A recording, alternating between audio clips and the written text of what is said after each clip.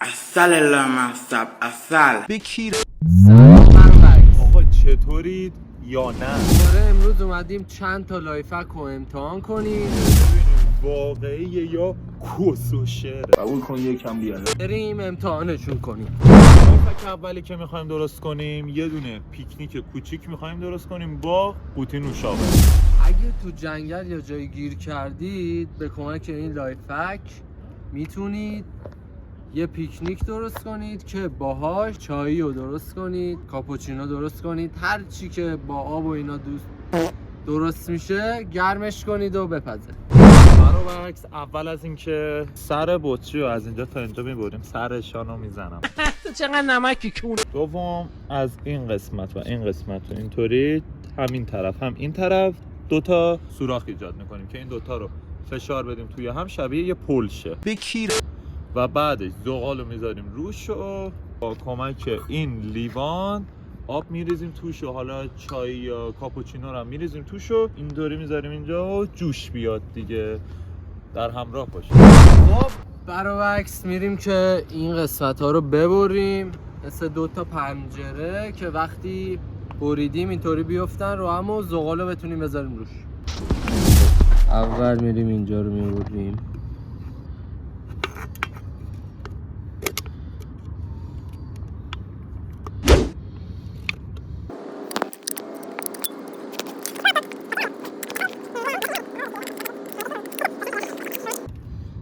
این اولی. خب بچه ها اینجاشو بریدم، بریم این ورش هم ببرم.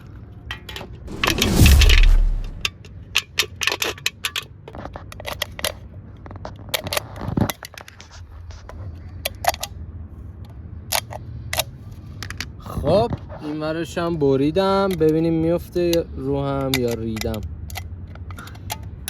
میفته یه ذره اونور باید بیاد. آها بله. تبریک به تو. تبریک به من. تبریک به اون. خب بچه این بغلشو پارسا برید. حالا من میخوام سرشو ببرم. بریم که خط نشکنیم.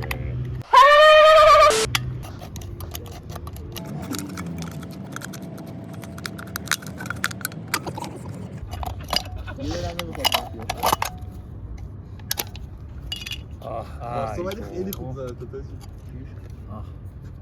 بهترین برش کچ ترین برش. دشواری نداره اینجا، خیلی هم عالی. خب بچه حالا این زغال خودسوزا رو اینطوری میذاریم وسط این پلی که درست کردیم، یه آتیش ریزی هم میزنیم و قشنگ بگیره. صدا جلز زونه.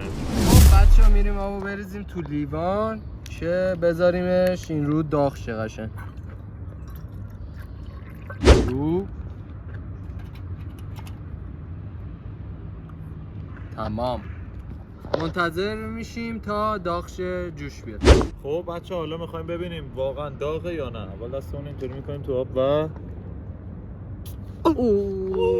آره داغه، خیلی داده. حواسم به تک تک کس و شعراتون هست. خب بچه ها با یه زغال دیدیم خیلی داره طول میکشه، بوست بهش اضافه کردیم و 2 تا زغال گذاشتیم ببینیم که آب آیا جوش میاد یا نمیاد. خب بچه ها میریم ببینیم این آب جوشی که درست کردیم داغ شده یا نه. داغ شده خوشبختانه. حالا یه چای بلوبری میندازیم توشو. اشغالیه خلاصه که دوستان عزیزم. خب بچه ها یه 5 دقیقه مونده توشو. حالا ور میداریم ببینیم چی شده این عزیز دل. دستش خورد داغ، از این بالا میگیرم.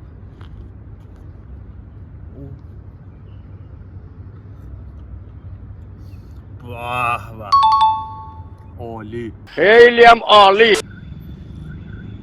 عسل لامصب عسل. بچه میریم سراغ لایفک دوم. میخوایم با یه دونه بطری یه دربازکن درست کنیم با سرش که در این لیموناد رو وا میکنه یا نه. حالا با کمک این فندک سرش رو ذوب میکنیم.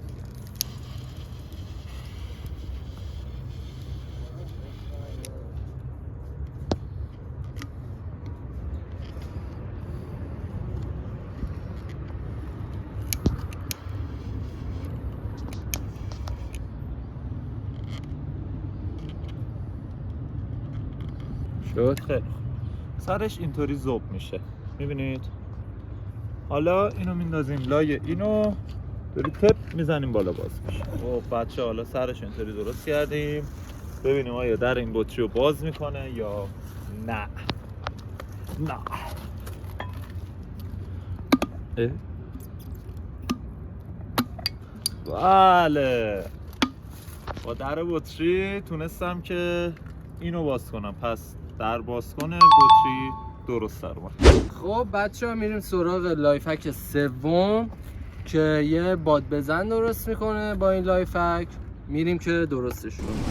بچه ها برای درست کردنش نیاز به 2 تا بطری داریم که یکیشو میبریم، این یکی رو میکنیم تو اونو باد میزنیم.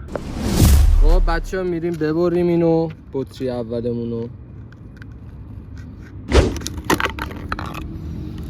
خب بچه ها این بطری اول، بچه ها با این بطری نشد چون این بزرگه قشنگ توش نمیره باد نمیزنه. پس برای همین نیاز به یه بطری کوچیک‌تر داشتیم که با این قشنگ باد میزنه. الان روی یه چی تست میکنم که ببینیم. بچه ها بریم برای تستش.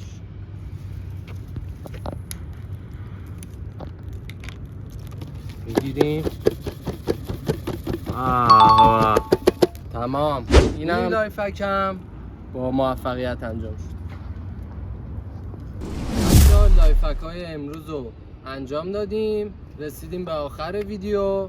مرسی که تا اینجا همراهمون بودید. ویدیوهای بیشتر رو منتظر باشید. لایک، کامنت، سابسکرایب یادتون نره. زنگوله اون بالا بغلم بزنید. ویدیوهای دیگه هم ساجست میشه اون بالا براتون، حتما اونا رو نگاه کنید. تا ویدیوهای بعد چاو.